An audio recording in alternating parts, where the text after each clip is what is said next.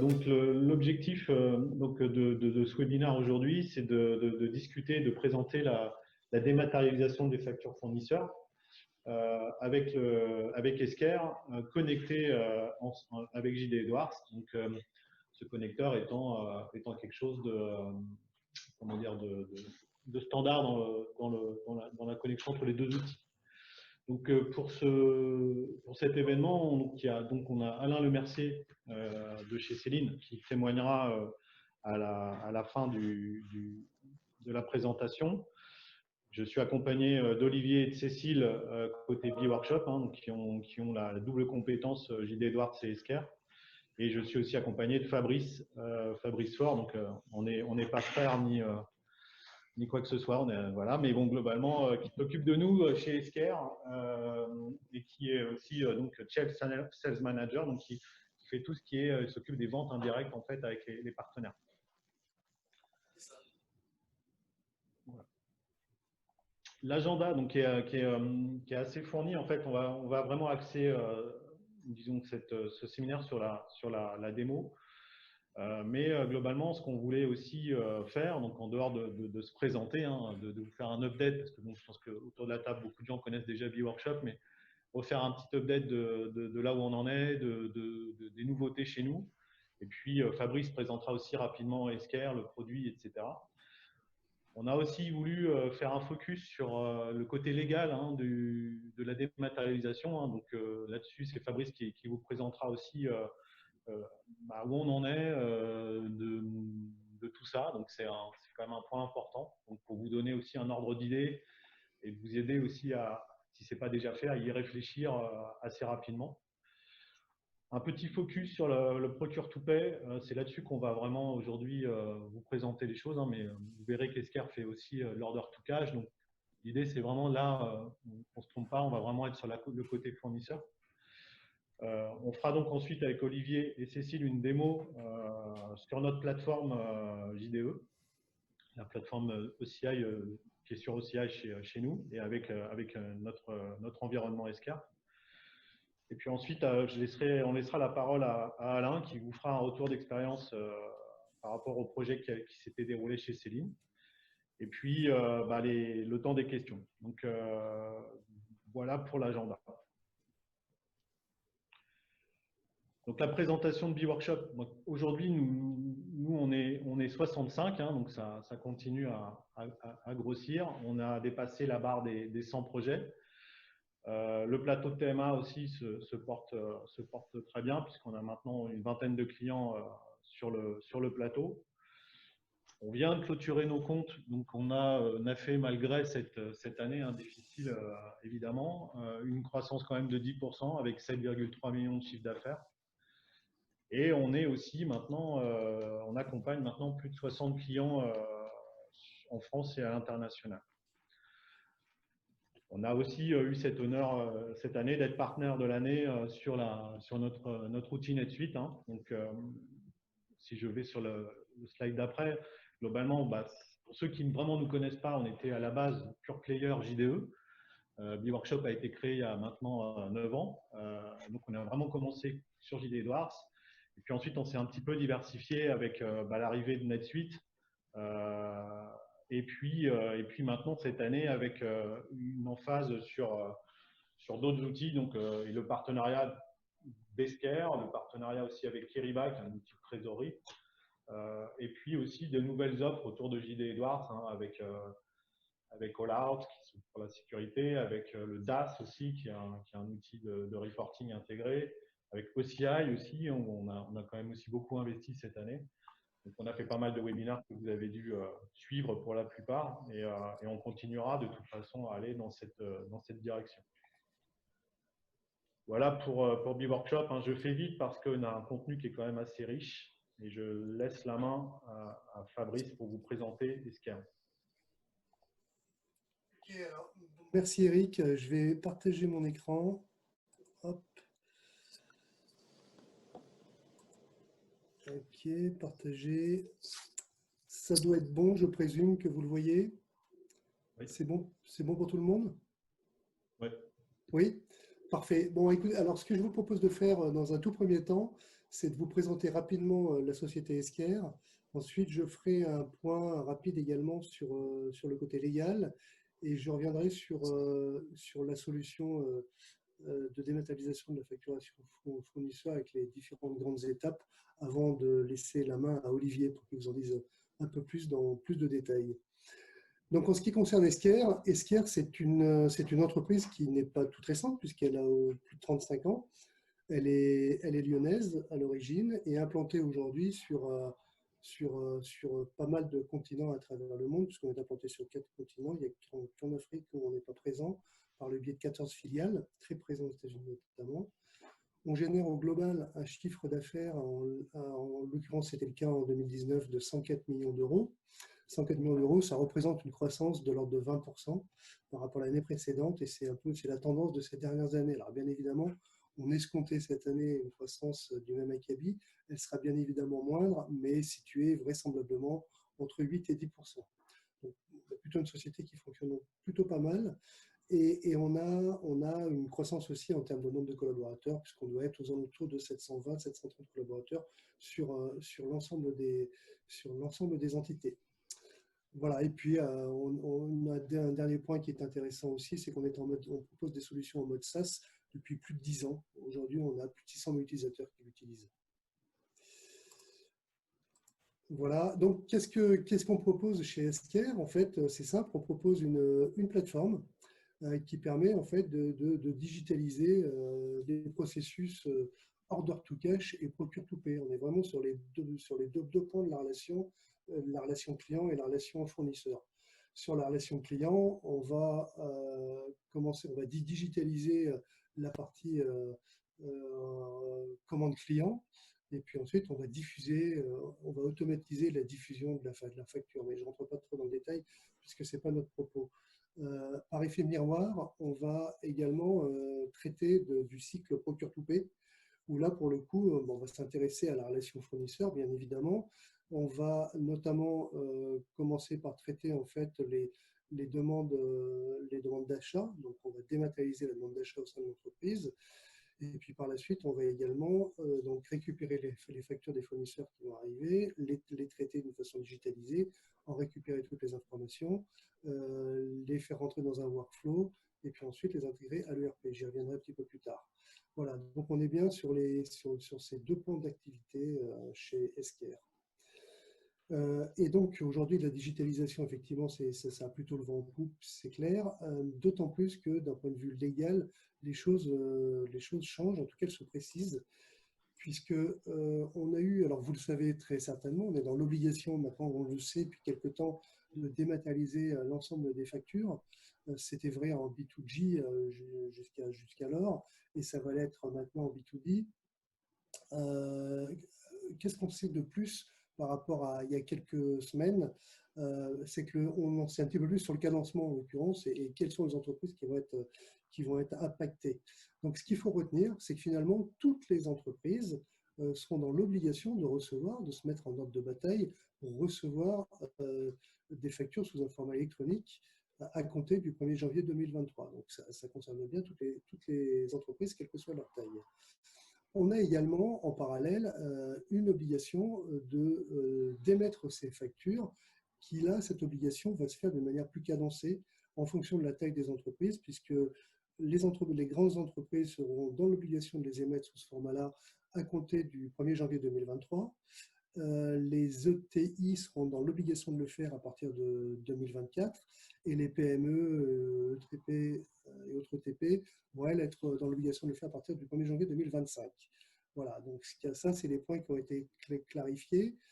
Cette dématérialisation qui est voulue par l'État, elle est faite, vous le savez certainement, pour lutter contre la fraude à la TVA et notamment d'en faciliter sa déclaration. Sous-jacent à ces objectifs, d'autres objectifs qui seront de renforcer la compétitivité des entreprises et de piloter leurs activités. Ça induit des bénéfices qui sont pas inintéressants pour les entreprises, puisque d'un côté, ça va réduire les coûts liés aux zéro papier, donc avec un vrai impact au niveau de l'environnement, ce qui a plutôt le vent en poupe alors qu'il est. Les coûts d'émission et d'archivage des factures qui vont être bien moindres, et puis la diminution des litiges commerciaux, puisque là, on va être sur plus de transparence et sur des process qui seront normés. On aura également la possibilité, ça va induire en fait le fait d'améliorer la trésorerie avec un DSO qui sera amélioré de façon très conséquente, la traçabilité de facture, etc. Bien d'autres bénéfices encore. Alors, ce qu'il faut avoir aussi à l'esprit, c'est que l'État a encore un peu de temps avant de clarifier les choses, puisqu'il reste encore quelques éléments qui sont en suspens, sur lesquels il va nous falloir des éclaircissements, à savoir deux principaux. Le premier, c'est le modèle de plateforme d'échange de factures qu'on va devoir utiliser. Est-ce que ça va être du type Chorus dans le domaine du public? Est-ce que ce sera privé? Qui va s'en occuper, etc. On est pour l'instant un petit peu dans le flou par rapport à ça. Le type de format de facture qui seront acceptés, là pareil, on n'a pas non plus de détails, mais bon, ce qu'il faut avoir à l'esprit, c'est qu'on sera, Esker en l'occurrence sera prête, quel que soit le modèle de format de facture accepté et de type de plateforme, on sera armé pour répondre à ça dès le 1er janvier de 2023, ça ne posera pas de problème. Donc en dehors de l'aspect légal qui a son importance, nous on considère que l'intérêt, c'est aussi que ça procure finalement un levier de performance assez puissant au niveau des entreprises, pour peu qu'elles se mettent en ordre de bataille et qu'elles s'organisent de telle sorte à traiter au mieux en fait cette dématérialisation, donc en utilisant des outils qui soient adaptés. Et c'est l'objet de ce webinaire notamment, de rentrer un peu plus en détail sur un type d'outil qui pourrait vous être utile dans ce cadre-là. Donc, on va rentrer effectivement plus dans le détail. Comme le précisait Eric, le sujet qui nous intéresse aujourd'hui, c'est la partie P2P. Et dans cette partie P2P, plus particulièrement la partie de dématérialisation de la facturation fournisseur. Pour rappel, on le verra aussi un peu plus tard, toute cette dématérialisation de la facturation fournisseur sera pilotée par le biais d'une interface que je vous présenterai très rapidement. Et également un point auquel je voulais faire allusion rapidement également, c'est le fait que depuis peu de temps, ça a quelques semaines, on est heureux en fait d'avoir intégré le Magic Quadrant de chez Gartner. Donc ça faisait quelques temps qu'on y travaillait et ça va nous permettre de gagner encore un peu plus en reconnaissance sur le marché. Voilà, c'est une réussite en soi, mais on en est fiers. Donc je vous le précise. Voilà. Avant de laisser la place à Olivier, je vais vous donner un peu plus de détails. Je vais donner un peu plus de détails sur les étapes dans le cadre de la dématérialisation d'une facturation au fournisseur, de manière à ce que vous puissiez avoir le contexte, prendre un petit peu de recul par rapport à ce traitement. Il faut savoir que dans un premier temps, on a un module qui va nous permettre de référencer les fournisseurs. On va les référencer en leur adressant un mail de manière à les onboarder dans notre portail fournisseur. On va leur donner des accès de manière à ce qu'ils puissent suivre le traitement de leur facture. Et puis, systématiquement, quand il y aura des actualisations, ces actualisations seront mises à jour dans le cadre de l'ERP. Donc, comment est-ce que ça se passe au niveau du cycle normal, on va dire classique du traitement d'une commande? On va bien évidemment, dans un premier temps, la recevoir, cette commande. On va la recevoir sur différents types de formats. Ça peut être de l'EDI, ça peut être du mail, ça peut provenir du portail également. Cette facture, elle va être vérifiée. Alors, oui, elle va être réceptionnée, excusez-moi, un tout petit peu avant, et elle va être découpée. Et après avoir été découpée, elle sera orientée vers tel ou tel service en fonction du mode de fonctionnement de l'entreprise et de son organisation. Suite à ça, donc, cette même facture va être vérifiée et rapprochée du bon de commande. Donc, comment est-ce qu'on fait? Là, on va récupérer des informations grâce à des solutions d'intelligence artificielle, du deep learning, du machine learning, du teaching, etc., qui nous permet en fait, je fais une petite parenthèse là-dessus, qui nous permet d'être très efficace en termes de récupération d'informations, c'est-à-dire qu'on est capable de reconnaître une facture à coup sûr au bout de 3-4 passages de cette même facture pour un fournisseur. Donc voilà, un point important. Cette facture va rentrer dans un workflow de validation qui sera fonction bien évidemment là aussi de l'organisation de l'entreprise. Suite à ça, elle sera comptabilisée et intégrée dans le RP pour être automatiquement archivée. Toutes ces étapes-là sont pilotées via l'interface dont je vous parlais tout à l'heure, où vous avez des indicateurs qui vous permettent de voir le nombre de factures qui vous restent à traiter, celles qui l'ont été, etc. Des histogrammes, des camemberts pour mesurer cette activité. Et bien évidemment, cette interface, elle est adaptable en fonction de votre profil.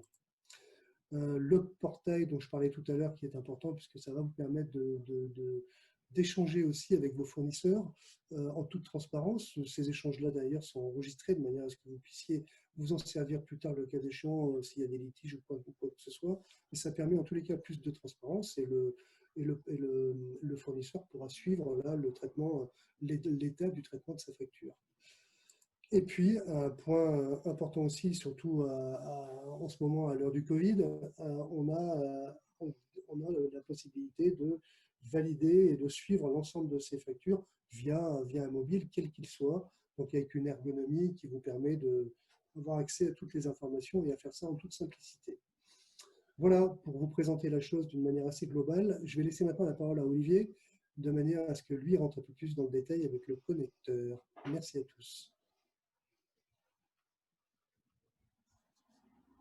Donc, oui, Fabrice, si tu peux passer sur le slide suivant, Ah oui, excuse-moi, s'il te oui, plaît. tout à fait. Ouais. Voilà.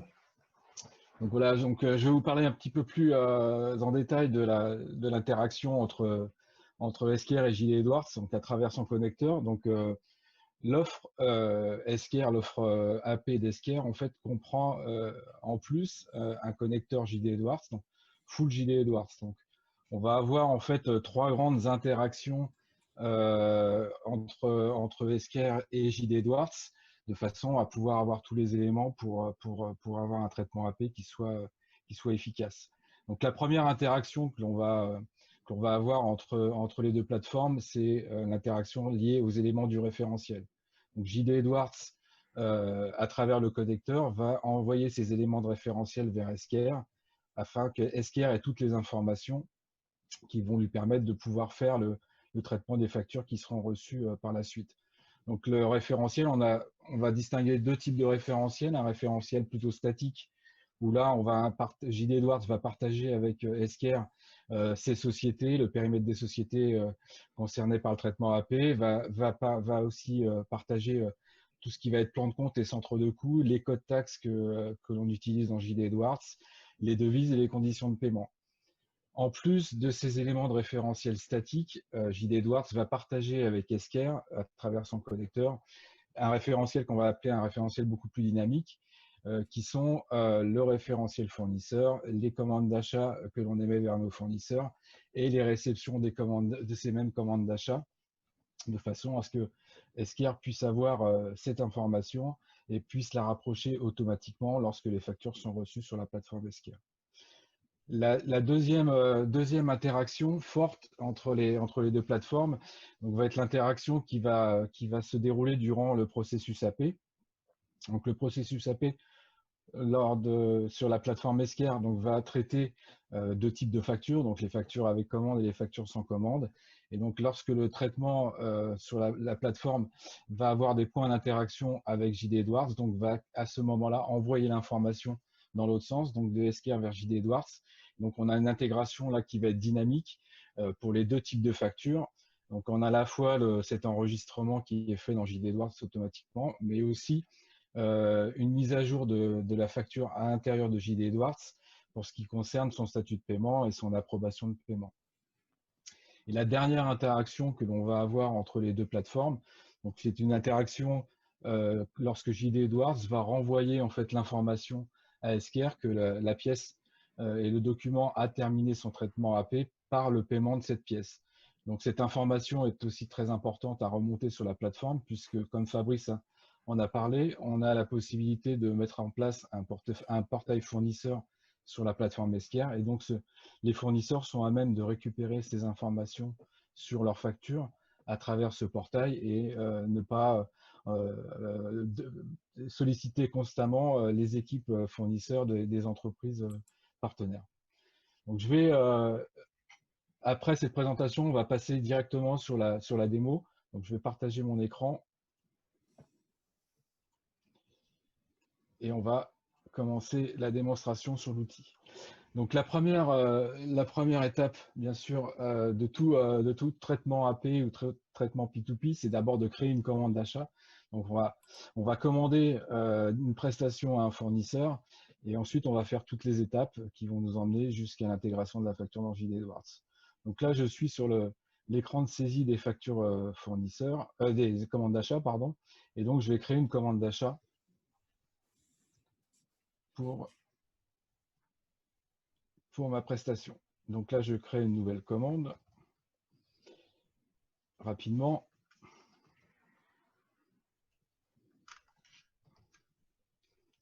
Voilà.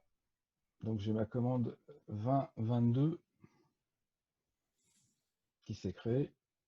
Donc le système en arrière-plan en fait va commencer à faire de la transmission d'informations de JD Edwards. Donc le connecteur va commencer à envoyer de l'information entre JD Edwards et Esquire. Donc déjà il va envoyer l'information qu'il y a une nouvelle commande et qu'il faut que cette nouvelle commande soit envoyée vers Esquire. Ensuite on va voilà, j'ai envoyé ma commande, le fournisseur a réalisé la prestation, donc je vais pouvoir réceptionner maintenant la prestation dans JD Edwards. L'écran de réception de la commande d'achat.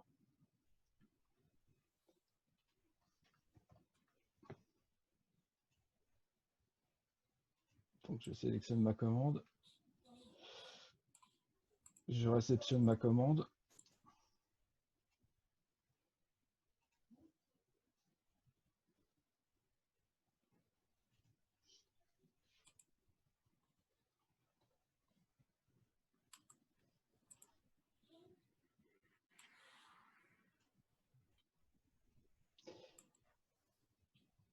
Et donc là, on a la même interaction qui va commencer, c'est-à-dire que là, j'ai enregistré ma réception dans JD Edwards. Et donc, pareil, en arrière-plan, le connecteur va détecter cette nouvelle réception et va envoyer l'information vers la plateforme Esquire. Donc là, on va passer sur la plateforme Esquire, mais avant de passer sur la plateforme Esquire, donc on va simuler l'envoi de la facture. Donc là, je vais envoyer la facture. Donc j'ai préparé une facture qui est liée donc à cette commande. Donc la facture, je vais vous la montrer. Donc on va l'envoyer sur la plateforme. Voilà, donc je vais envoyer une facture en PDF, donc une facture par mail. Donc je vais l'attacher à un mail et l'envoyer à une adresse spécifique qui m'a été donnée sur la plateforme Esquire, de façon à ce que le processus AP puisse commencer sur la plateforme. Fabrice a parlé à un moment également d'envoyer en fait des lots de factures et des découpages de factures.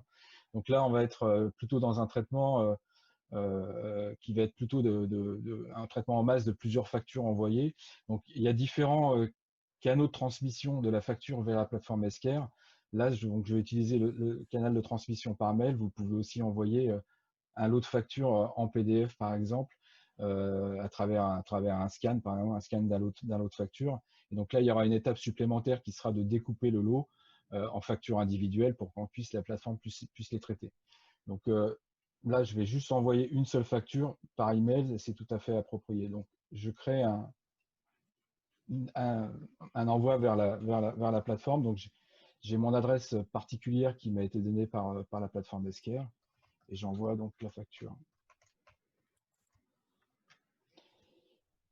Donc, si on revient juste sur la facture, donc voilà, donc facture fournisseur s'appelle Formation Fournisseur et facture la société B-Workshop. Et donc, au niveau de la facture, j'ai tous les éléments qui sont constitutifs d'une facture tout à fait classique. J'ai en plus donc effectivement noté ici le numéro de commande qui est concerné par cette facture. Donc, sous un certain format, donc vous avez le type de commande, la société de la commande et son numéro.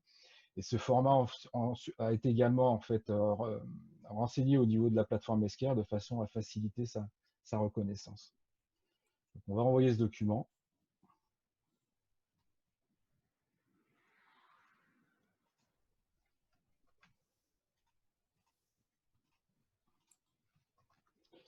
Voilà, donc je le fais partir le document vers la plateforme. Donc on va aller maintenant sur la plateforme Esquire et on va y aller d'une façon très organisée. En fait, on va utiliser l'écran de démo, le portail de démo en fait d'Esquire, qui est assez pratique puisque ça permet en fait de pouvoir avoir et jouer plusieurs rôles de façon autonome et indépendante sans avoir en fait à se déloguer, se reloguer sur la plateforme avec différents codes utilisateurs et mots de passe. Donc là, en fait, on a tous les acteurs d'un processus AP qui sont présents et donc on a juste à cliquer sur ces acteurs pour prendre leur rôle et rentrer sur la plateforme avec leur rôle et responsabilité.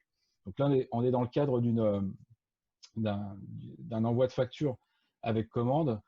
Donc le processus standard de la plateforme Esquire pour une facture avec commande, c'est d'avoir d'abord une première étape qui va être l'étape qui va être faite par un comptable de vérification.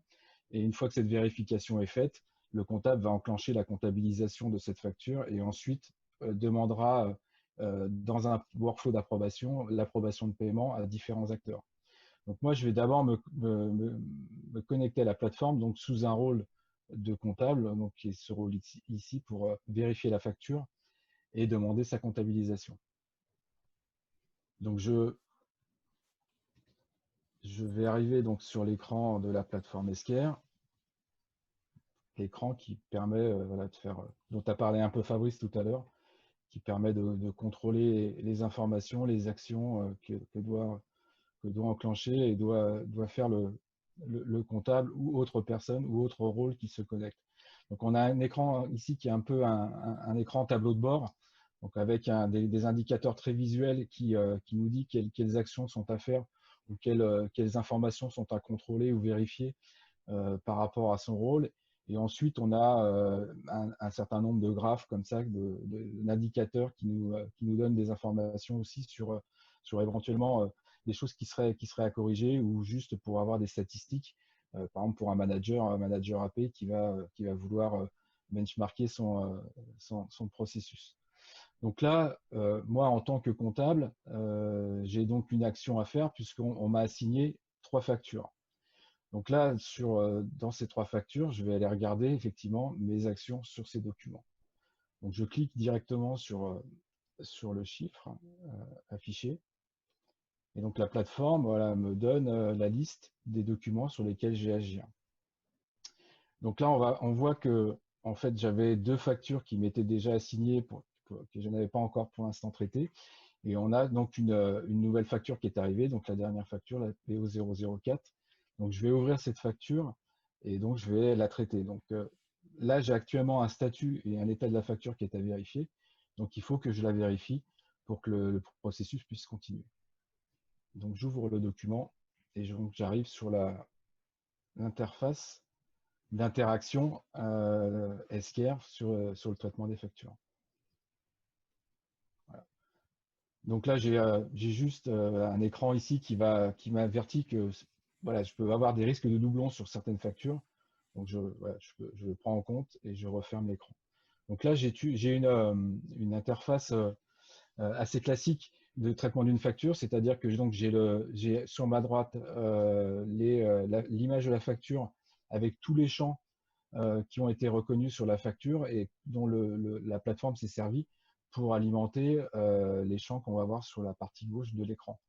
Donc là, l'image que j'ai ici, donc j'ai l'image de la facture et j'ai aussi en pièce jointe en fait l'email voilà, par où quel était le canal de transmission de l'information, éventuellement s'il y avait eu un message dans l'email.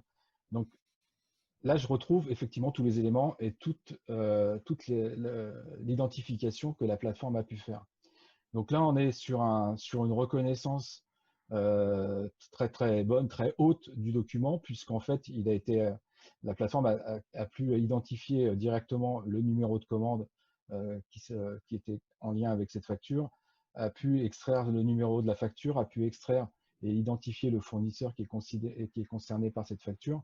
Donc pratiquement, a été chercher l'information de la commande d'achat que j'ai saisie précédemment et sa réception. Donc a quasiment tout fait sans intervention humaine. Donc en fait, là, on a une étape de vérification, mais si on était suffisamment confiant dans la réussite de la plateforme à faire ce rapprochement, en fait, j'aurais très bien pu enlever cette vérification manuelle et demander directement l'intégration dans JD Edwards.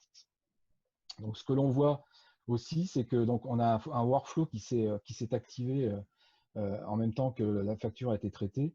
Donc le workflow est donc l'étape de vérification comptable que l'on est en train de faire. Et ensuite, on aura nos actions d'approbation de paiement de la facture avec 2 niveaux d'approbateurs. Un premier niveau qui va être un responsable, un manager en fait de centre de coût, donc un manager hiérarchique. On n'a pas besoin de valider l'affectation de la facture, parce que là, on est dans une facture avec commande, donc il y a déjà eu précédemment un workflow d'approbation de la commande. Donc là, on a juste un workflow d'approbation concernant le paiement. Donc un manager de centre de coût hiérarchique qui va d'abord approuver en premier, et ensuite, vis-à-vis du montant de la facture qui était traitée et du paramétrage du workflow que l'on a fait d'approbation sur la plateforme. Donc la plateforme a défini que pour ce montant de facture, j'ai besoin d'une étape supplémentaire d'approbation. Donc après que la responsable aura approuvé, on a besoin de l'approbation de quelqu'un de la direction par rapport au montant de la facture. Donc là, le circuit d'approbation, il est vraiment paramétrable, quoi. Enfin, tout à fait, elle est totalement paramétrable et très flexible.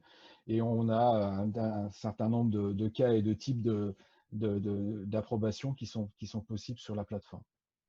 Donc en fait, ici, je vais juste vérifier et demander en fait la comptabilisation. Donc ce que je vais faire, c'est comptabiliser et demander l'approbation. Je vais juste mettre ici un petit message pour dire que la facture a été vérifiée. Donc je peux commenter à tout moment le workflow, et bien sûr les commentaires vont passer d'acteur en acteur du workflow de traitement de la facture. Donc là, je comptabilise et demande l'approbation de la facture. Donc là, je confirme. Voilà. Donc en fait, là, mon action au niveau de la plateforme Esquire est terminée. Qu'est-ce qui se passe? Là, on a le connecteur qui va s'activer dans l'autre sens.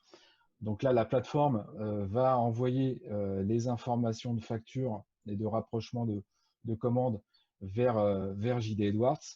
Et donc, le connecteur va accepter, prendre cette information et déclencher tout le traitement au niveau de la plateforme de JD Edwards. Donc, si on retourne sur JD Edwards, on ferme l'écran de réception, on ferme l'écran de saisie de facture, et donc on se retrouve maintenant sur l'écran qui nous permet de consulter les factures fournisseurs dans JDE. Donc on a une première facture ici qui est une facture que j'ai faite ce matin de façon à pouvoir tester et faire en sorte que la démo se déroule au mieux. Donc je vais juste voir si je peux récupérer la facture que l'on vient de valider sur la plateforme Esquire. Elle est toujours en cours de traitement. Et donc, ce qu'on récupère en fait ici dans JD Edwards, c'est donc bien sûr l'enregistrement automatique de la facture, donc avec rapprochement de commande. Donc on a toute l'étape de rapprochement de commande qui a été fait selon le traitement standard d'un rapprochement de commande dans JDE. On va récupérer aussi également, lors de l'enregistrement de la facture, une annexe automatiquement. Et cette annexe, en fait, va nous permettre de récupérer un lien vers l'image de la facture qui reste en fait sur la plateforme Esquire. Donc, on a le document qui apparaît. Juste prendre un tout petit peu de temps. Voilà.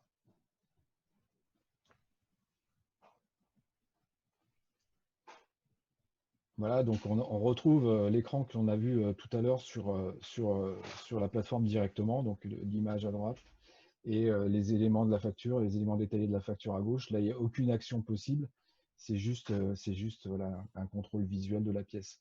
Donc la pièce reste, le document, la facture électronique reste directement sur la plateforme Esquire et n'est stocké en fait sur JD Edwards que l'annexe et le lien vers l'image. On peut éventuellement regarder si jamais on a, voilà, donc la facture que l'on vient de vérifier sur la plateforme Esquire vient d'arriver.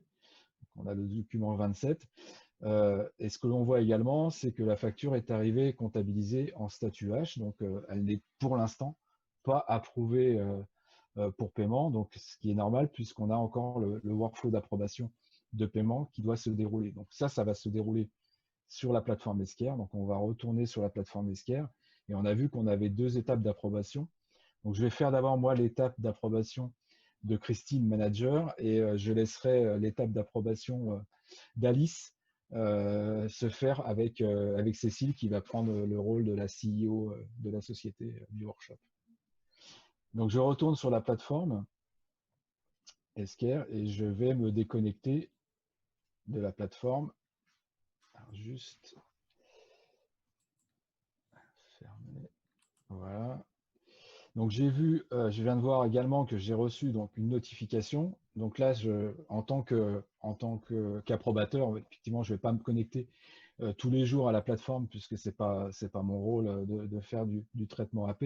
Donc par contre, là, on me notifie. Donc en me notifiant, je peux aller directement sur la plateforme ou autre moyen d'approbation pour aller traiter et approuver la facture. Donc je vais retourner sur la plateforme Esquire. Je vais me connecter en tant que Christine, manager. Donc, pendant que se déroulait en fait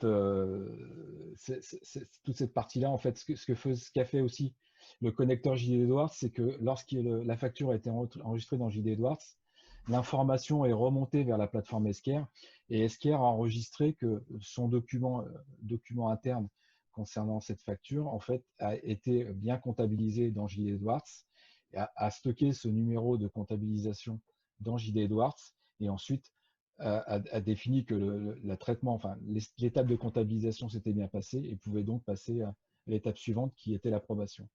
Donc là, moi, je suis sur la plateforme. Donc je me suis connecté en tant que Christine. Donc, je vois que j'ai une facture à approuver. J'ai le même type de tableau de bord, mais adapté bien sûr à l'approbation. Donc, je clique sur ma facture à approuver pour aller réaliser mon étape d'approbation.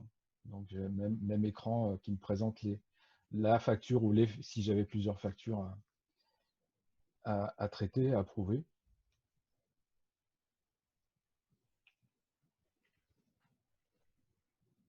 Donc avec un rendu de l'écran identique au traitement de la facture AP qu'on a vu pour le fournisseur, pour le comptable, pardon, sauf qu'ici on a bien sûr moins d'actions sur les champs et on n'a qu'une action d'approbation qui va se réaliser. Donc je récupère le visu du workflow, donc bien sûr avec le fait de dire que maintenant l'étape comptable est passée, qu'elle s'est réalisée à telle date, à telle heure, que la facture est donc maintenant comptabilisée et que le comptable avait demandé et avait apporté un commentaire qui est le suivant.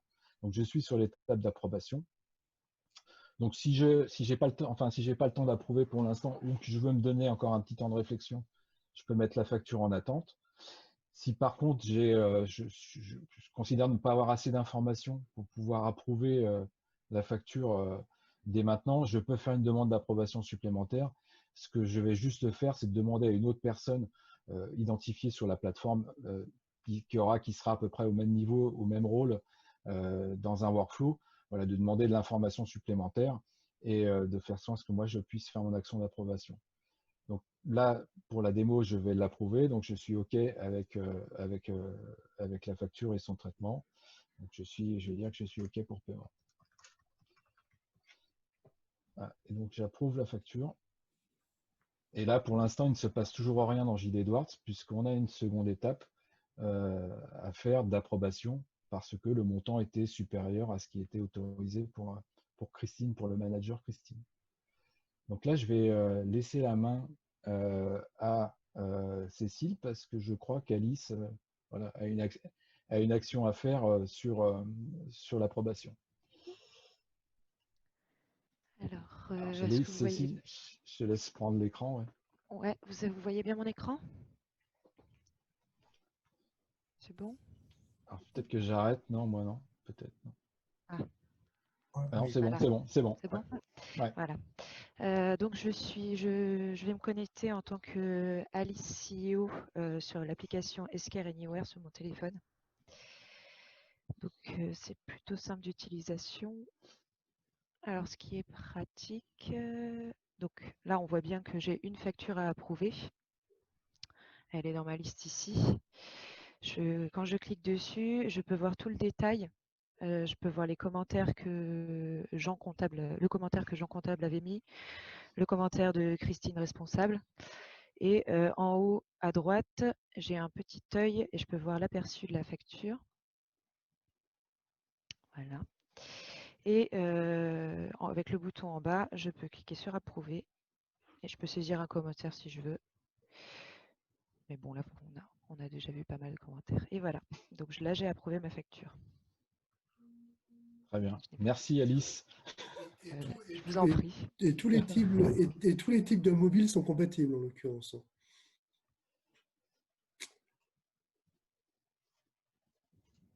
Donc là, je reprends la main. Est-ce que vous voyez mon écran? C'est bon?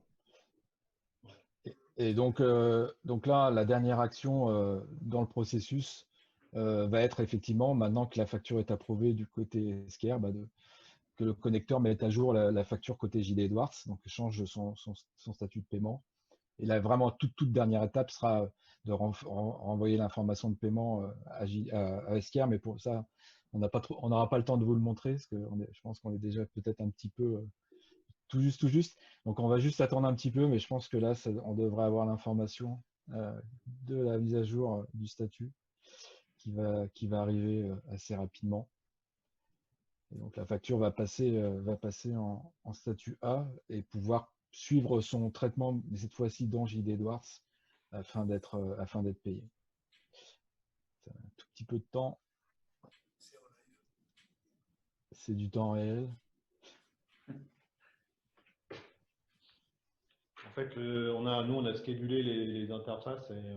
Oui, parce que là, on a fait en sorte d'avoir une fréquence d'interaction entre les deux plateformes très, très, très, très rapide, de façon à ce qu'on puisse vous dérouler une démo, mais bien sûr, dans une utilisation plus standard des deux plateformes, on est dans une fréquence qui est beaucoup plus élevée, de l'ordre de 1 fois, 2 fois, peut-être 3 fois par jour, mais pas plus.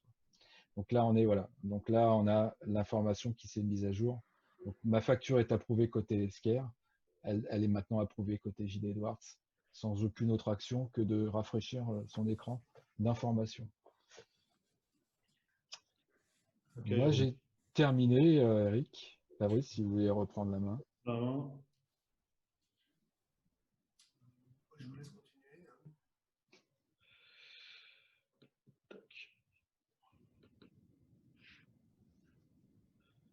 Comme ça, on a passé. Ça ne marche pas. Je suis coincé.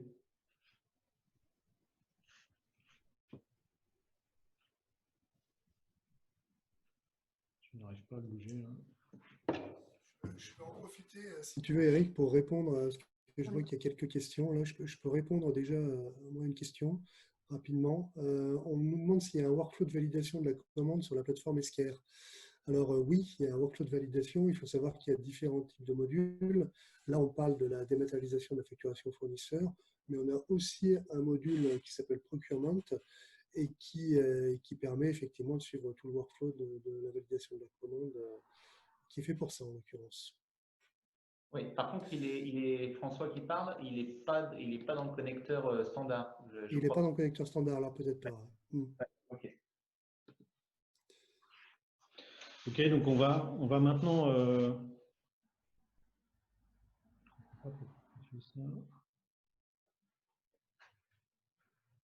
On va laisser la main du coup maintenant à Alain sur le retour d'expérience Céline.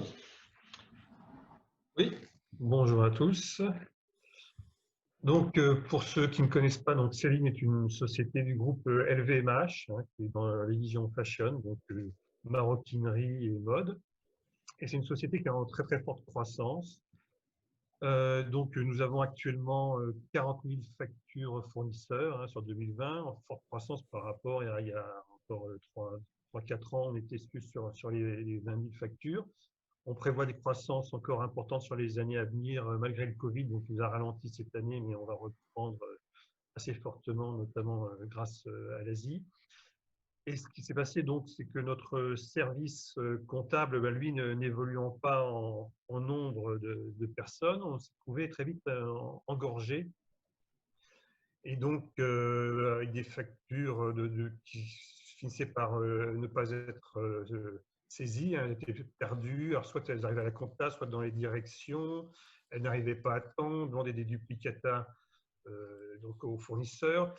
Les comptables faisaient uniquement en fait, de la saisie de masse, hein, pas de contrôle. Donc, il y avait énormément d'erreurs d'imputation, ce qui fait qu'en fin de mois, les contrôleurs de gestion faisaient des feuilles Excel de correction qui transmettaient à la comptabilité. Il y avait des retards de paiement, donc du mécontentement fournisseur. Il y avait également un risque légal, puisque effectivement, en étant en retard sur des fournisseurs, on peut avoir des amendes fiscales. Il y avait tout le problème de l'archivage papier de ces factures, puisque donc, on a un problème de stockage dans les armoires, le fait de retrouver une facture quand il y avait un fournisseur sur lequel on avait un souci. Donc tout ça nous a poussé à vouloir dématérialiser tout notre flux de factures fournisseurs. Donc on a recherché donc, entre les différents intervenants, on a sélectionné 2 intervenants principaux dont Esker. Et on a choisi Esker parce qu'il y avait deux points importants pour nous. C'était les connecteurs, le fait qu'il y ait des connecteurs existants.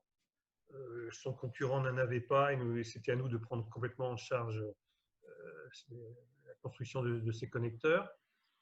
Et également la mobilité.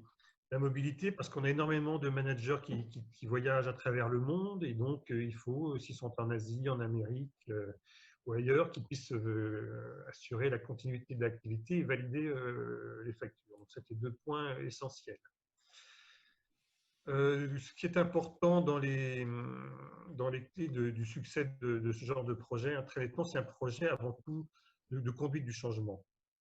Parce qu'en termes d'outils, l'outil, très clairement, il fonctionne bien. Je pense que le concurrent, techniquement aussi, fonctionnait bien.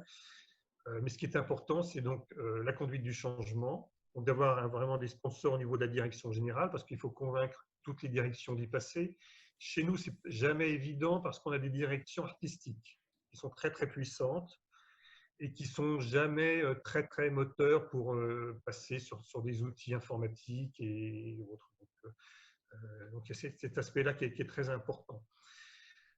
Pour réussir aussi ce projet, il y a tout un travail qui est à faire en amont du côté, qui était à faire de notre côté, qu'on n'a, à mon avis, pas fait suffisamment parce qu'on ne connaissait pas l'outil. Très clairement, Esker, ils font de la maîtrise d'œuvre. Ils ne vont pas vous faire de l'assistance à maîtrise d'ouvrage, c'est-à-dire que lorsque le projet va être lancé, vous allez avoir 2 jours de conception générale. Donc, il faut déjà qu'en amont, vous ayez réfléchi à tout ce qui est workflow de validation et aussi désigner un administrateur qui va gérer tous les droits et toute la gestion des utilisateurs avec l'évolution des workflows, avec les paliers de validation, etc. Ça, c'est un travail qui est important. On a perdu, nous, en interne, beaucoup de temps parce que les workflows de validation n'étaient pas décidés. Donc, on est arrivé un petit peu lors des 2 journées donc, de conception générale avec un manque d'informations pour Esker. Donc, on a perdu un peu de temps là-dessus. Donc, maintenant, on sait ça et ça a une importance pour le projet suivant. Je vais vous expliquer, on va parler après. Et ce qu'on appréciait chez Esker, et ça, on n'avait pas vu, ce qu'on n'avait pas trouvé chez son concurrent, c'est que non seulement ils nous ont vendu l'outil, mais surtout, ils ont cherché à nous accompagner dès le départ. Très clairement, ils se sont intéressés à notre activité, ils nous ont demandé comment on travaillait, ils nous ont demandé des exemples de factures pour faire une démonstration personnalisée. Ensuite, pour faire la proposition commerciale, là aussi, il y a eu beaucoup d'échanges, contrairement à son concurrent qui nous avait, dès le lendemain de la présentation, nous avait envoyé une propale qui était propale standard, qui ne s'était pas vraiment intéressé à notre besoin. Et ils nous ont accompagnés. Et j'ai apprécié notamment, lorsqu'on a eu les réunions de conception générale, la personne qui avait été responsable de toute la partie commerciale d'avant-vente était présente. Et elle nous a accompagnés lors de la mise en place du projet jusqu'à la fin. Et donc ça, c'était extrêmement appréciable parce qu'on n'a pas une rupture entre avant-vente et après-vente. Très souvent, malheureusement, dans des projets, hein, vous connaissez, vous avez une avant-vente qui est parfaite. Et après, vous passez sur une équipe d'après-vente qui vous dit ça ne va pas être réalisable, il y a un problème là. Ce n'est plus les mêmes personnes. Là, on a apprécié cette continuation. Alors, concernant les connecteurs, globalement, ils sont bons. Hein, on n'a pas eu de soucis pour tout ce qui est intégration de factures, mise à jour des statuts. Après, on a eu quelques adaptations à faire, notamment tout notre service d'exploitation, un ordonnanceur n'était pas d'accord sur des aspects techniques en fait, de l'intégration. Donc, on a fait quelques modifications en interne. Il y avait du côté d'Esquerre, à ce moment-là, un manque de connaissances quand même du côté JDE. Je pense que Esquerre avait fait sous-traiter ses connecteurs par une société externe, mais on n'avait pas la maîtrise. Et donc, on a dû faire quelques petites modifications. Maintenant, je pense que ça ne se produirait plus, puisque avec le partenariat BlueWorkshop, je pense que c'est vraiment un gros plus d'avoir une société experte sur JDE qui travaille maintenant en binôme avec Esquerre. Et on a dû aussi créer de nouveaux connecteurs. Hein. On a fait un connecteur pour les IMO, parce qu'il n'y a pas de connecteur pour remonter les IMO. Et on a fait également un connecteur pour remonter tous les IBAN. Pourquoi on a voulu remonter les IBAN? Parce que l'idée, c'est de faire le maximum de contrôle sur la facture en amont. Et on veut s'assurer, par exemple, que les IBAN qu'on a dans notre base JDE pour les fournisseurs correspondent à l'IBAN qu'on retrouve sur la facture. Ce qui nous enlève un contrôle. En fait, au moment du paiement, on n'a plus ce contrôle-là à faire. On le fait en amont, hein, puisque l'idée, effectivement, du projet, c'est de déporter tout en amont, c'est-à-dire les contrôles d'imputation. Nos comptables, maintenant, ne sont plus des opérateurs de saisie, font du travail avec une valeur ajoutée plus importante. La facture aussi, avant d'être envoyée dans JDE, elle passe au contrôle de gestion, qui vérifie l'imputation analytique.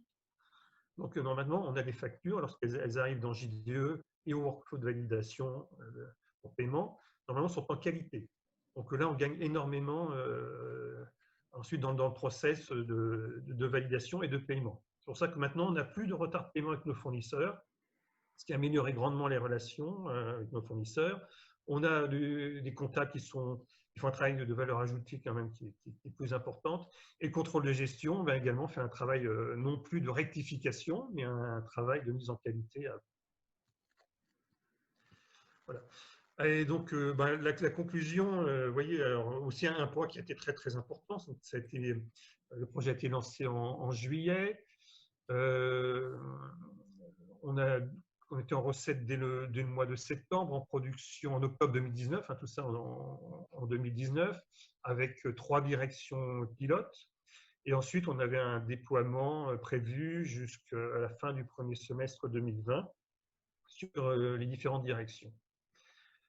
Alors, on a commencé lors du déploiement sur les différentes directions à prendre un petit peu de retard, avec certaines directions qui ne sont pas tout à fait faciles à convaincre. Et puis, il y a eu le Covid. Et quand le Covid est arrivé, alors là, on a eu toutes les directions qui ont demandé à passer immédiatement sur Esquerre pour pouvoir continuer leur activité, pouvoir payer leurs fournisseurs. Donc, c'était un facteur d'accélération absolument incroyable. Même les plus réticents qui étaient devenus demandeurs. Et maintenant, c'est très, très bien accepté par tout le monde chez Céline. C'est vraiment un outil qui nous a apporté un plus. Il y a aussi cette facilité, comme on l'a vu, donc à partir de JDE, avec le lien de faire afficher dans JDE la facture. Donc ça, c'est également un plus. Il n'y a plus besoin d'aller rechercher dans les classeurs les différentes factures. Donc, globalement, nous sommes satisfaits. Alors, bien sûr, il y a eu quelques soucis lors de la mise en place du projet. Des soucis essentiellement techniques, je dirais secondaires. Alors, il y avait des problèmes liés à notre SSO, la possibilité effectivement de communiquer entre le lien JDE et Esquerre. Là, il y a eu des problèmes techniques qui ont été très longs à résoudre. On a eu des problèmes aussi avec notre SSO sur la mobilité. Alors là, c'était juste une question de paramétrage, mais c'est vrai que Esquerre ne savait pas très bien comment le paramétrer, donc on a perdu un peu de temps là-dessus. Et c'est ces choses assez finalement, maintenant je pense que Esquerre maîtrise mieux. mais globalement, on est tout à fait satisfait de l'outil, à tel point qu'on avait envisagé dès 2019 pour 2021 de prendre également la solution commande d'achat. Et finalement, on a lancé le projet en 2020. Ça s'est vraiment accéléré. Et donc, on rentre en phase de recette début décembre sur la partie commande d'achat. Alors, nous, c'est les commandes d'achat non stockées uniquement. On ne saisit pas, on n'utilise pas du tout le module JDE de commande d'achat. On va saisir les demandes d'achat dans Esquire directement, qui vont donc donner tout le process de validation avec une saisie de demande d'achat, contrôle de gestion qui va donc vérifier toutes les imputations comptables. Donc, on déporte encore en amont tous les contrôles, hein, puisque tout va passer donc par demande d'achat directement maintenant chez nous. Ensuite, workflow de validation, envoi des commandes aux fournisseurs, réception dans Esquire. Il y aura un rapprochement automatique avec la facture fournisseur. Donc, si la facture fournisseur est bien renseignée avec le commande d'achat, s'il n'y a pas évidemment d'écart de montant important, etc., il y aura un matching automatique qui va se faire et c'est un déversement dans JDE. Donc, même là, la compta aura encore moins de travail à effectuer puisque tout le travail aura été déporté sur la demande d'achat.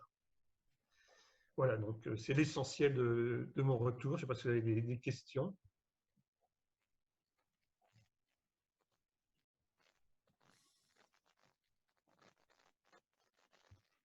Non, pas de…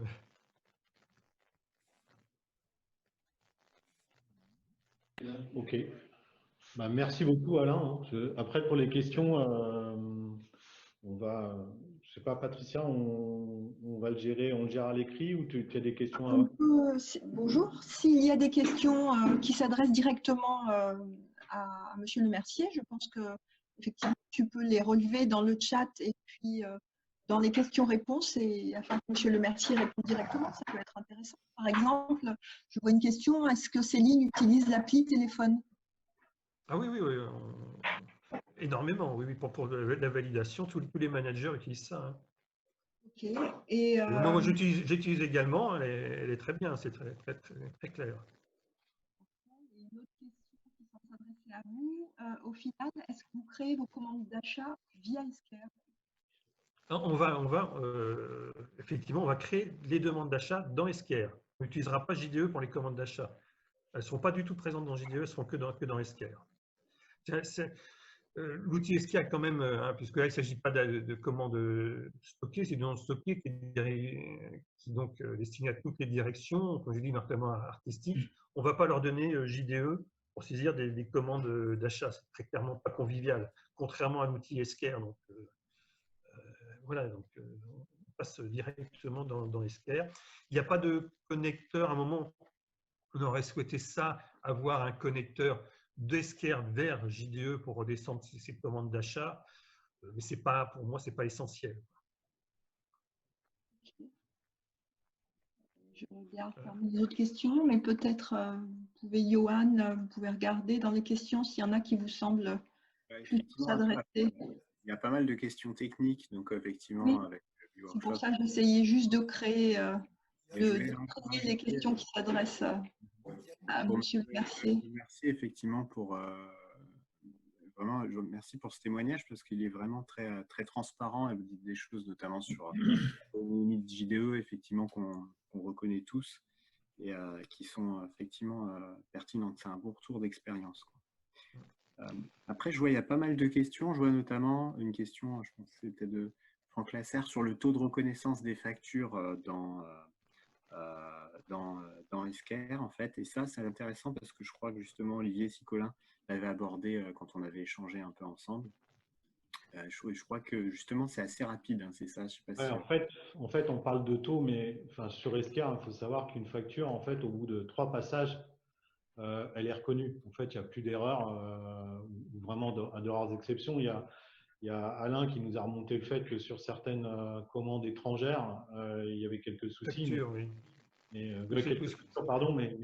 sinon, l'outil, il a cette capacité En fait, chez Esker, ils ne parlent pas de pourcentage parce que ça, en fait, globalement, ça atteint les 100%. Au bout de 2-3 passages, 4 passages, la facture est reconnue. Je ne sais pas si je réponds aux questions, mais en tout cas, c'est comme ça que le sujet est traité. Aujourd'hui, de toute façon, sur ce niveau de reconnaissance, Esker est reconnu comme un des leaders. Là où certains de nos confrères précisent 85-90% de taux de reconnaissance, on préfère, nous, on trouve que ça n'a pas beaucoup de sens. Donc, ça a d'autant plus de sens de les reconnaître à coup sûr une fois qu'elles sont passées plusieurs fois. Et ça, on vous le garantit. 100% de reconnaissance avec 3-4 passages, comme le disait Eric. C'est ça le principe. Oui. Parce que l'outil fait de l'apprentissage, hein, c'est ça en fait, c'est ça le principe. Voilà. Il y a à la fois, il y a différents coups, il y a plusieurs types d'intelligence artificielle. On a du deep learning, donc là, on a avec un système de neurones intelligents, etc. Ça fait depuis 10 ans qu'on travaille cet aspect-là. Donc, au fil du temps, on a un taux de reconnaissance en frontal sur la première étape qui est déjà assez important. Mais alors ensuite, quand il y a des corrections qui sont apportées sur les factures, là, on parle de machine learning et le système apprend systématiquement tout seul en fait, en fonction des corrections qui ont été faites. Et c'est à partir de là, au bout d'un certain temps, au bout d'un certain nombre de passages, qu'on est sûr de reconnaître à 100% les factures. C'est ça le principe. Si je peux me permettre, il y a une question qui m'intrigue. On nous demande si, que je la retrouve, concernant le fait que nous soyons forcément en mode SaaS. Donc la réponse est oui. La solution qu'on vous propose, c'est bien une solution en mode SaaS, pas on-premise. C'est important de le préciser. Et tu as combien de releases par an, Fabrice? On en a, enfin c'est particulier parce que déjà toutes les 2 semaines, tu sais, on a des runs qui se font toutes les 2 semaines. Donc on a déjà des corrections qui se font à l'issue de chacun de ces runs toutes les 2 semaines. Après, des releases qui sont importantes, on en a, je ne vais pas dire de bêtises, mais on doit en avoir 4 ou 5, mais il faudrait que je donne plus de précision, mais tout dépend du niveau de release. Mais ça se fait de manière systématique. On est vraiment dans un mode agile, donc à partir de là, l'adaptation se fait au fil de l'eau. C'est plus ça qu'il faut retenir. J'ai vu que dans les questions-réponses, il y avait beaucoup de questions sur le type de connexion et le type de connecteur. Donc, on va pas révéler les secrets de magicien, Eric, Fabrice, mais juste dire qu'en fait, la connexion que vous avez vue pendant la démo, c'est une connexion à travers un répertoire FTP. Donc, en fait, on a entre JD Edwards et Esker, on a des répertoires FTP selon le type d'interaction qu'on est en train de conduire. Et ensuite, on a entre les deux applications un script qui va appeler un certain nombre de commandes et qui va appeler un certain nombre de programmes JD Edwards développés dans le cadre du connecteur. Et donc, si on est sur une facture avec commande, on va utiliser les fichiers EDI et l'intégration des fichiers EDI. Si on est sur une facture sans commande, on a l'intégration par les fichiers Z1 et lancement du programme d'intégration des fichiers Z1. Donc, c'est totalement intégré dans une approche d'utilisation standard de JD Edwards. On a bien sûr des programmes spécifiques qui vont piloter tout ça, mais ensuite, dans JD Edwards, on est totalement dans une approche standard d'intégration. Simplement, je vois qu'il y a beaucoup de questions. Je vais juste rappeler ce qu'on fait habituellement en fait avec le club utilisateur. Là, on va reprendre une autre question qui est intéressante aussi. Mais on va récupérer et consolider l'ensemble des questions et on les transmettra aussi à B-Workshop et à Esker, bien sûr, et peut-être aussi à Monsieur Lemercier, s'il y en a qui concernent son retour d'expérience, pour enrichir avec des réponses qui seront fournies sur le portail du club, en fait, enfin, qu'on retransférera aux participants. Vous voyez, il y avait une question intéressante, je ne sais plus si vous avez répondu aussi peut-être côté Esker, sur les déploiements un peu internationaux, en fait, la gestion du multilingue, etc. Ça, effectivement, on travaille énormément au niveau international, puisque, encore une fois, comme je vous l'ai précisé tout à l'heure, d'abord, on est très implanté à l'international. On fait les 2 tiers de notre activité sont en dehors de la France. Et à côté de ça, donc, on a pensé notre système de manière à ce qu'il soit capable de reconnaître environ, je crois que ça va jusqu'à 200 langues susceptibles d'être connues par le système. Et l'intérêt, effectivement, souvent, des grosses structures qui sont implantées en fait en France, qui ont de nombreux établissements, etc., c'est d'instaurer justement une cohérence dans leur mode de fonctionnement avec ce type de fonctionnement-là. Donc c'est des entreprises avec lesquelles on aime bien travailler, les entreprises internationales qui sont implantées un peu partout. Voilà.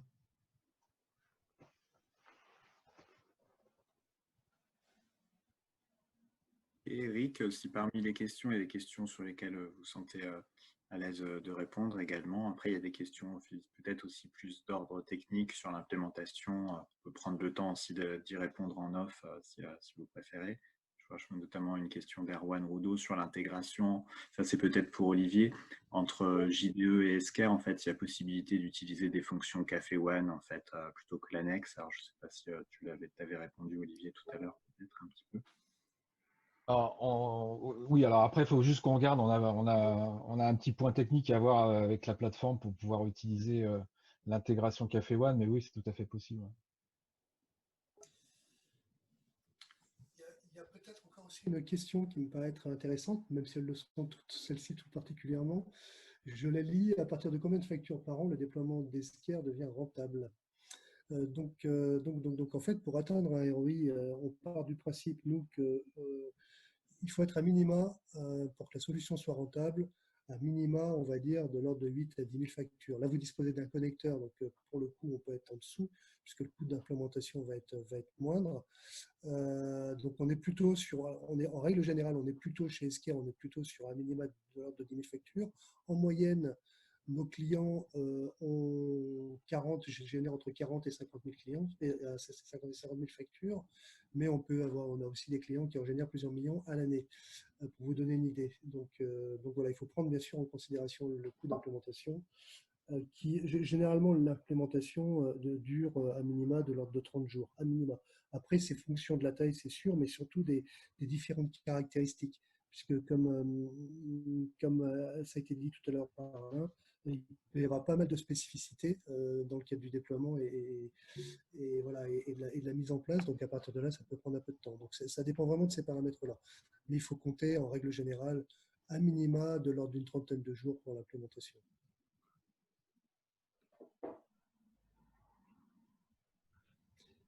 Et ce qui fait, d'ailleurs, je continue aussi sur, je vous avais parlé tout à l'heure du fait qu'on était au Magic Quadrant de Gartner. Pourquoi? C'est aussi une des raisons principales, c'est parce que notre temps d'implémentation, en fait, entre le moment où on a commencé à échanger avec le client et au moment où on a livré la solution, ce temps moyen est inférieur par rapport à la moyenne qui a été constatée sur le marché. Donc on est plutôt quand même assez rapide dans la mise en œuvre. Oui, parce que relatif, mais oui. Pour apporter quelques compléments à ce que vient de dire Fabrice, l'implémentation elle est rapide parce que en fait la démarche de l'implémentation va se baser sur des processus standards que la plateforme vous amène. Donc Esker va vous dire voilà, si vous voulez traiter une facture sans commande, voici le processus standard que l'on a développé, qui est basé sur les habitudes de nos clients, des entreprises avec lesquelles on a travaillé. Et pareil, on va vous proposer un processus standard de traitement d'une facture avec commande. Et en fait, l'implémentation va se faire autour de ces deux processus standards, avec bien sûr des possibilités on va dire, de personnalisation qui sont toujours possibles. Mais vous avez déjà un socle avec ces deux processus qui vous permettent, alors si vous êtes standard de chez standard, quasiment de démarrer très très vite. C'est-à-dire que là, on parlait d'un mois, 2 mois, 3 mois, mais si toutes les fonctionnalités standards apportées par la plateforme sont suffisantes pour votre traitement AP, la plateforme peut démarrer en 1 à 2 semaines. En fait. Ça va vraiment très très vite. Tout ça, c'est à condition que effectivement le client sache bien ce qu'il veut, il soit bien défini, tous ses besoins. Hein. Ça, c'est un point. Et je vois, nous, sur la partie maintenant commande d'achat, c'est ce qu'on a fait. C'est-à-dire qu'on est arrivé pour la partie conception générale, on avait rédigé tous les documents de tous nos workflows, on a fait tous les diagrammes, etc. Et là, ça va beaucoup plus vite sur ce projet-là que sur le premier projet. Il y a moins d'accords. Un autre point aussi dont on n'a pas parlé, qui peut être utile pour les sociétés, je ne sais pas, ceux qui ont un IAM, et qu'on a interfacé notre IAM également avec Esker. On envoie la liste tous les jours de nos utilisateurs, ainsi qu'en fait le workflow, hein, les paliers en fait, suivant les différentes directions également. Et ça s'interface d'ailleurs très bien hein, entre l'IAM et Esker. Et c'est un point important, il ne faut pas négliger ce point d'administration des utilisateurs et de tous les workflows de validation. C'est assez lourd à gérer, hein, de toute façon, ça c'est clair. C'est un point important, mais que vous pouvez très bien interfacer si vous avez un IAM qui le permet.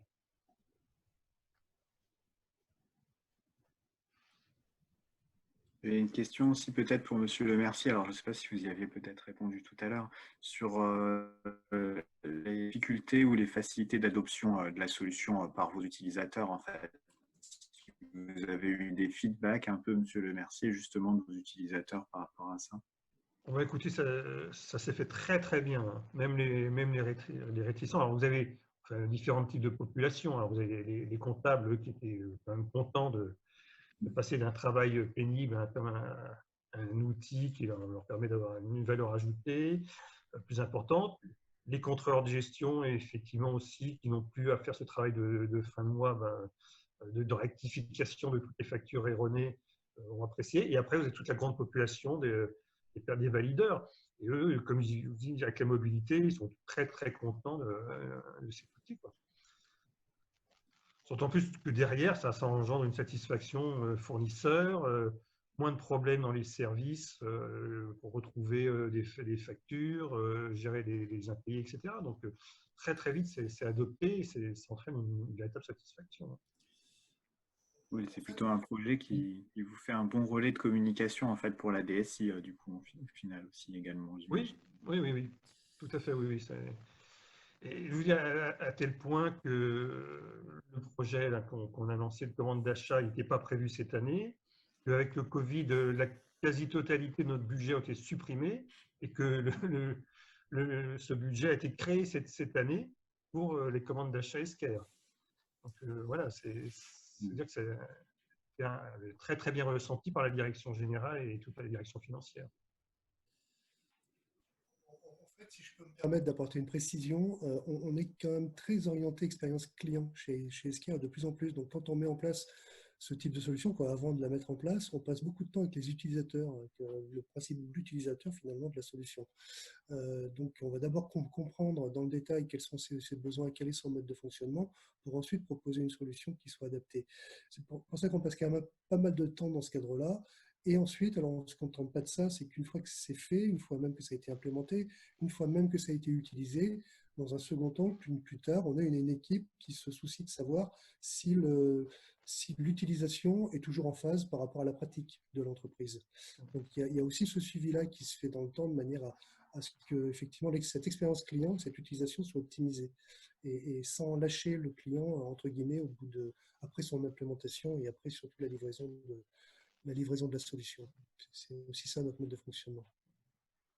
Et il faut donc, côté client aussi, hein, comme je l'ai dit, faire la conduite du changement, donc faire de la communication dès le départ du projet, régulièrement, et faire toute une documentation également, et donc un accompagnement lors du déploiement de l'outil dans les différentes directions. Et ça, c'est B-Workshop qui nous avait accompagnés là-dessus, qui a fait d'ailleurs, je veux dire au passage, un excellent travail pour toute la conduite du changement. Donc, ils n'étaient pas là pour la partie connecteur puisqu'ils ne faisaient pas ça à cette époque-là, mais on les aurait bien pris aussi pour ça. Merci Alain. Merci. De rien. Oui, donc ce que je disais, parce que j'ai été coupé, je ne sais pas si vous en êtes aperçu, mais du coup, ce que je disais, c'est que les questions, de toute façon, on va y répondre par écrit, parce qu'après, on est déjà midi 20, j'imagine que les agendas de chacun vont nous obliger à arrêter la réunion. Mais en tout cas, les questions qui ont été posées vont être traitées et vous aurez la réponse à toutes ces questions. J'ai eu pas mal de questions autour des budgets de ce type de projet. Voilà, ça dépend vraiment beaucoup des contextes, donc il faudra ces questions-là, il faudra plutôt qu'on s'appelle pour voir un peu quel contexte vous avez, etc. En tout cas, je remercie tout le monde d'avoir participé à cet événement, en espérant vous avoir éclairé aussi sur tout cet aspect dématérialisation. On est évidemment à votre écoute. N'hésitez pas à nous contacter ou même à passer par le club si vous n'avez pas nos coordonnées, mais on est là pour vous aider, répondre à vos questions et aborder cette étape-là avec vous en toute confiance. Voilà. Merci à tous.